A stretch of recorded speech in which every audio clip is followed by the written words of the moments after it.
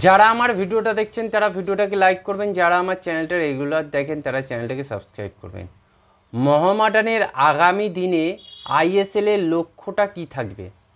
মোহামেডানের আগামী দিনে আইএসএলের লক্ষ্যটা যেটা থাকবে, ক্লাব কর্মকর্তাদের কথাই বলছি, তারা বলছে যে আমরা একটা ডিসেন্ট পারফরমেন্স দেবো এবং ভালো ফুটবল উপহার দেবো।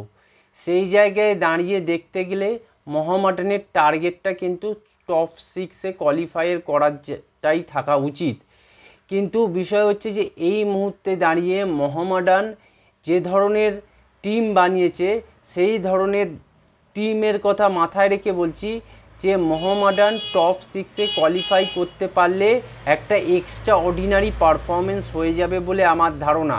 কারণ মোহামেডান টিমটা প্রচণ্ড ইয়াং এবং মোহামেডান টিমে এখনও অনেক বড় বড় প্লেয়ার আসার দরকার আছে এবং মোহামেডান টিমের মধ্যে যে ডিফেন্স, মিডফিল্ড এবং স্ট্রাইকিং জোনের যে কম্বিনেশান, সেই কম্বিনেশানটা তৈরি করতে হবে।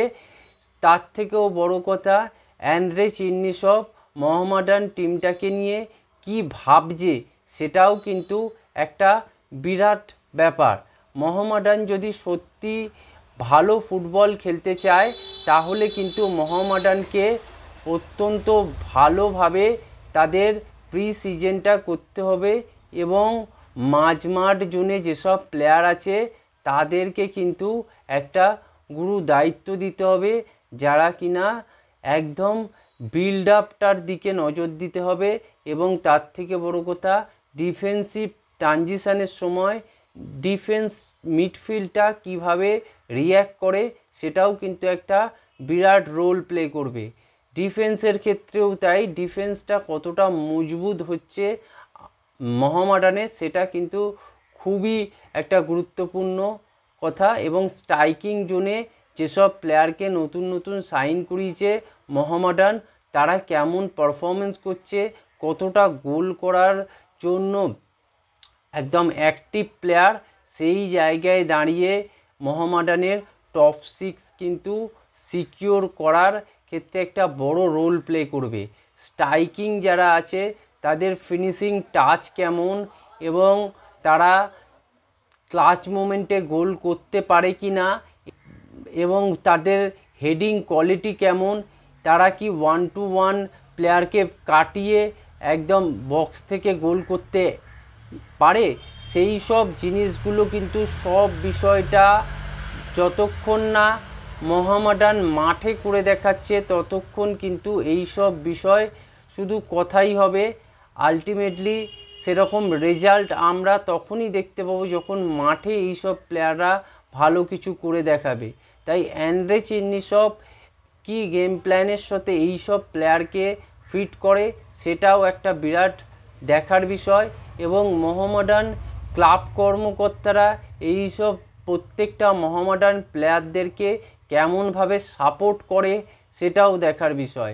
কেননা এখনও অবধি যেইটা আমরা দেখেছি, যেখানে মেইন জিনিস ছিল ট্রান্সফার উইন্ডো, সেখানে কিন্তু মোহামেডান খুব একটা ভালো ফল করেছে বলে আমার মনে হয় না। কারণ আমার মনে হয়েছিল মোহামেডান ক্লাব অনেক বেশি অ্যাক্টিভ হওয়া উচিত ছিল এই ট্রান্সফার উইন্ডোতে। সেই জায়গায় দাঁড়িয়ে মোহামেডান ক্লাব কিন্তু সেরকমভাবে অ্যাক্টিভ হতে আমরা দেখিনি, বরং মোহামেডান যেসব প্লেয়ারের ওপর অ্যাক্টিভ হয়েছে সেই সব প্লেয়ারগুলো অত্যন্ত ইয়াং এবং জুনিয়র প্লেয়ার, বিশেষ করে আই লিগের প্লেয়ার, কয়েকটা আইএসএলের প্লেয়ারকে আনা হয়েছে যারা সেভাবে আইএসএল খেলেনি, রিজার্ভ বেঞ্চে ছিল। সেই মানে পুরো টিমটাই একটা গ্রুমিংভাবেই তৈরি হবে। সেই জায়গায় দাঁড়িয়ে মোহামেডান যদি টপ 6-এর জন্য ফাইট করে বা টপ 6-এ কোয়ালিফাই করে, সেটা কিন্তু মোহামেডানের জন্য অত্যন্ত ভালো রেজাল্ট হবে। এবং সেই জন্য কিন্তু মোহামেডানের সবাইকে এই বিষয়টায় অ্যাক্টিভ হতে হবে মোহামেডানকে ভালো করানোর জন্য।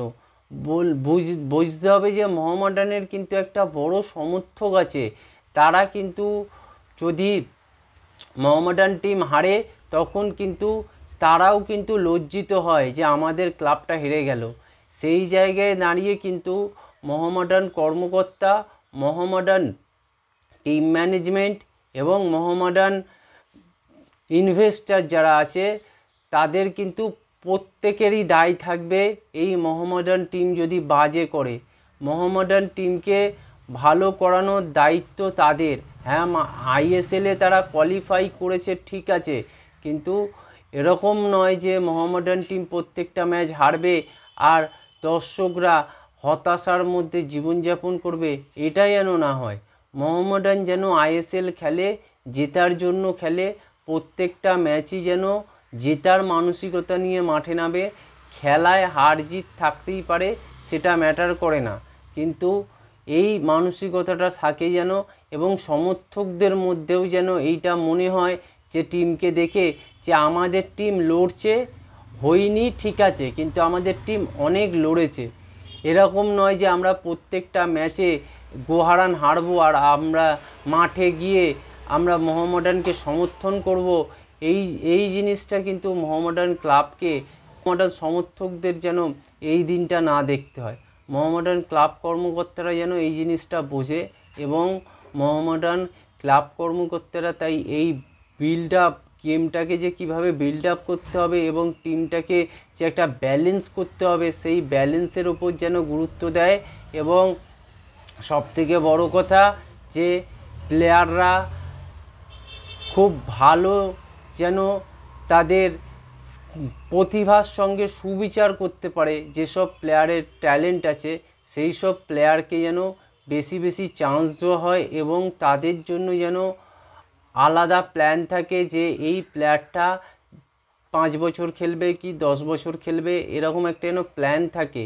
যেমন ডেভিড বলে প্লেয়ারটা কিন্তু মোহামেডানের জন্য একটা খুব ভালো প্লেয়ার ছিল, সেই ডেভিডকে কিন্তু মোহামেডান ছেড়ে দিল, সে কিন্তু ইস্ট বেঙ্গলে চলে গেল। এই ধরনের কারবার করলে কিন্তু মোহামেডান ক্লাবে বিরাট কোনো উন্নতি দেখা যাবে না, বরং এই রকম ভালো প্লেয়াররা যদি রেগুলার বেরোতে থাকে তাহলে কিন্তু মোহামেডানের ক্ষেত্রে একটা বিরাট ক্ষতিই হবে। সেই জায়গায় দাঁড়িয়ে মোহামেডানের উচিত তাদের যে ক্লাবটা আছে সেই ক্লাবের উন্নতির জন্য প্লেয়ারদের কথা মাথায় রেখে এবং সমর্থকদের কথা সবার ওপর মাথায় রেখে ভালো ফুটবলের ওপর ফোকাস করতে হবে, এবং ক্লাবকে কিন্তু বড় জায়গায় নিয়ে যাওয়ার জন্য যে মোহামেডান কর্মকর্তাদের একটা বড় স্টেপ নিতে হবে। এবং এই আইএসএলে যাতে মোহামেডান টপ 6-এ কোয়ালিফাই করতে পারে বা টপ 6-এর জন্য ফাইট করে, সেই জায়গায় কিন্তু তাদের টিমটাকে মজবুত করার কথা, যতটা আছে ততটা দিয়ে সাপোর্ট দেওয়ার কথা কিন্তু ভাবতে হবে। যদি না হয় তাহলে কিন্তু সমর্থকরা কিন্তু চুপ থাকবে না, সমর্থকরা কিন্তু বারবার এই ক্লাব কর্মকর্তাদের দিকে কিন্তু আঙুল তুলবে। মোহামেডান কর্মকর্তাদের বলবো, আপনারা আগামী দিনের কথা ভাবুন। আগামী দিনে আরও অনেক প্লেয়ার লাগবে, এখন থেকে স্কাউটিং শুরু করুন, ভালো ভালো টিম থেকে স্কাউট করার চেষ্টা করুন। আর সবচেয়ে বড় কথা হচ্ছে কয়েকটা ট্রান্সফার ফ্রি দিয়ে প্লেয়ার আনার কথা ভাবুন, তবেই কিন্তু একটা টিম বড় টিমে পরিণত হবে। না হলে কিন্তু কেউ হারতে চায় না, বিশেষ করে মোহামেডান টিম তো একদমই হারতে চায় না। তাদের আবেগ, তাদের সেন্টিমেন্ট কিন্তু একটা আলাদা লেভেলের আছে। সেই জায়গায় দাঁড়িয়ে মোহামেডানের কাছে এটাই দাবি যে মোহামেডান কর্মকর্তারা এখন থেকেই টিম করার প্ল্যান করুন, এবং আরও কোন কোন প্লেয়ারকে এই টিমে ঢোকানো যায় সেই দিকে নজর দিন। এই ছিল আজকের ভিডিও। আপনারা চ্যানেলকে সাবস্ক্রাইব করুন, ভিডিওটাকে লাইক করুন, ভিডিওটাকে শেয়ার করুন।